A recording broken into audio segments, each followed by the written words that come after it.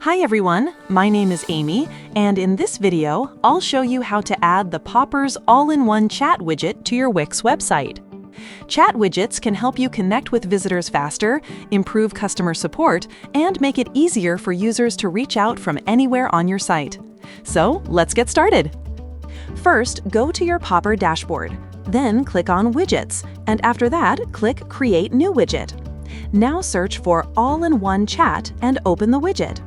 Once the widget opens, you'll see different app selection options. You can also update app details.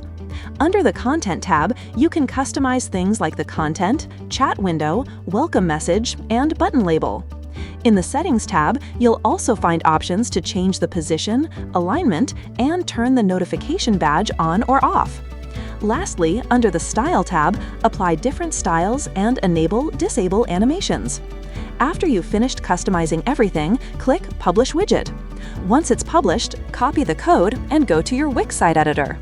Now add a Embed HTML block, paste your installation code inside it, and click Apply. Finally, publish your website. Once your website is live, refresh the page and your chat widget will appear successfully. That's it for this video. I'll see you in the next one.